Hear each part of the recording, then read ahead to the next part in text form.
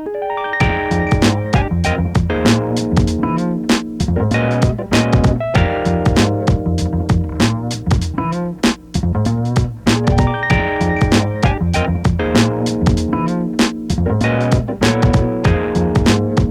welcome into my new office. We officially moved to a bigger place. We have like now a big office with different places where I will be able to record my video, and I'm very happy to do this one at my office where I'm working every day.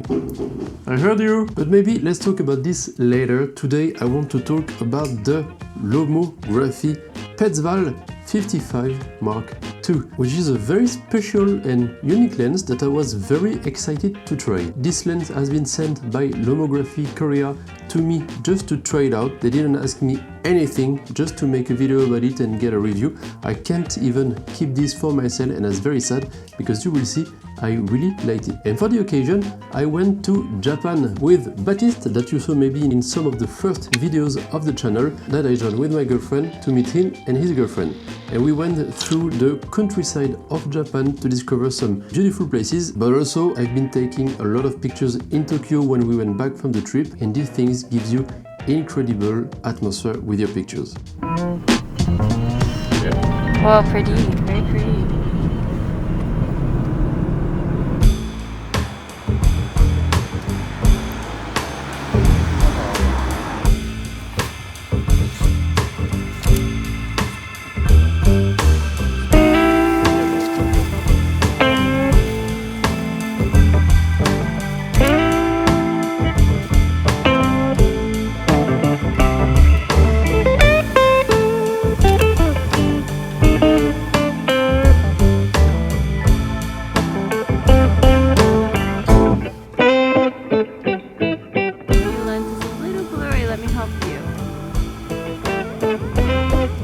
This is the kind of lens that is very unique, the way you will be able to get pictures out of it, just because of how it destroys, let's say, your pictures. And that's exactly what I think Lomography is trying to sell, is to give you the gems that film photography can give you with a digital camera. I was using this one with the Nikon Z6, and I think it's a perfect combo to get easy pictures with it, to use it with a digital camera that can help you on focusing easily, because it might be one of the bad points, let's say, if I can say that, because this thing might be very tricky to focus with.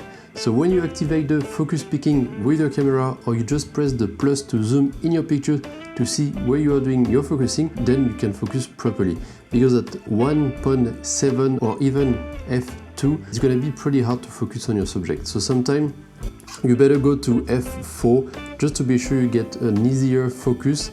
But if you are going to more like f5, 6, f8, you're gonna lose this effect that the lens is giving you. And talking about the effect, I want to talk about this kind of blurry, de-shaping look that it gives you. And you can control that by using this right here, which is not a focusing ring, but an effect strength ring. Let's say that like this. It goes from 1 to 7, and most of the time I was using it at 7 or 6 because I really wanted to play with the effect, and it will emphasize the effect that you have on your pictures. So this is swirly effect that you can have.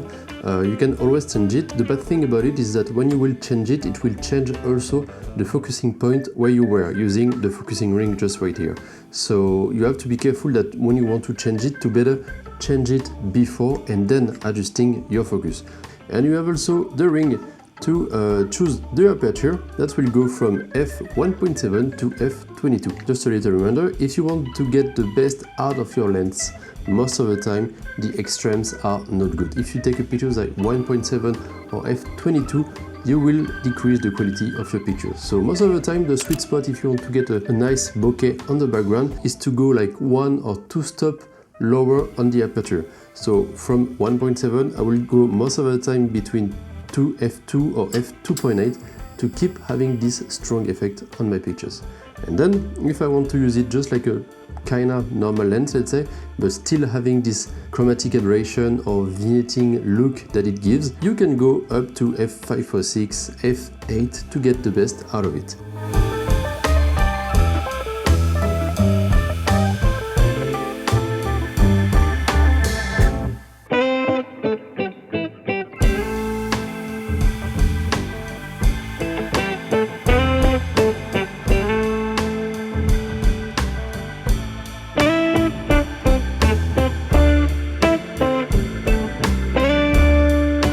So we are talking here about a 55mm, which is pretty good for traveling. Most of the time I'm used to the 35mm, but the 55 I think it's perfect to play with this bokeh, which will be, of course, as they sell it on their website, perfect for portrait, but keep in mind you can always take portrait with whatever lens you have. This is just making like a nice shapes for the face of your subject.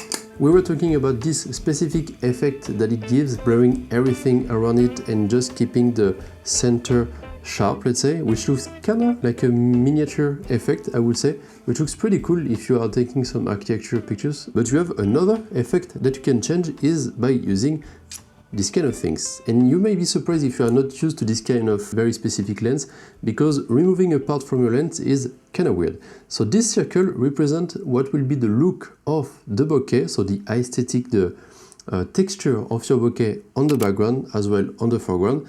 And if you change it and you get other ones that Lomography offers, it can be a star, it can be like a oval kind of shape, it will change the look of how the light will react and create the texture on your bokeh. That's exactly the definition of bokeh, and you will change it by using these little things. They didn't send me, so I didn't have the opportunity to try, but you can look at a lot of examples on their website. Hi, smile. No, at the camera. Okay. He wants me to record him, but I'm not.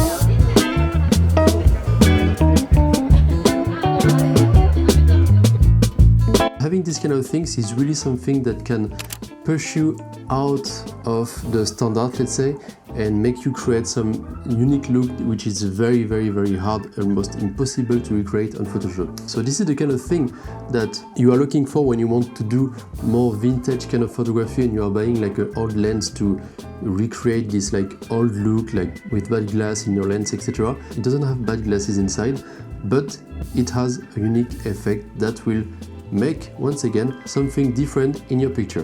When we arrived back in Tokyo, I was a little bit lost because I've been in Tokyo before and I didn't want something like too basic to do. I was really surprised that it pushed me to get new kind of pictures with it, a little bit more outside of my habits, and to try something new by just trying to do something a little bit more atmospherical, if I can say, and just to transmit more like a pure immersion, a little bit blurry, a little bit like in movement, etc., instead of having something perfectly sharp. Of course, it's better to start learning how to get the perfect pictures than to be able to do it on the go and creating other things. But these kind of things can also push you to think a little bit more different, to be a little bit more open-minded about the quality of your pictures and just to see what it represents more than just sharp pixel. Unfortunately, I'm gonna have to send them back this lens tomorrow, and I'm pretty sad about it. Well, I hope you liked the video. A new arc, I think, is starting. Welcome to all new subscribers, and don't forget to subscribe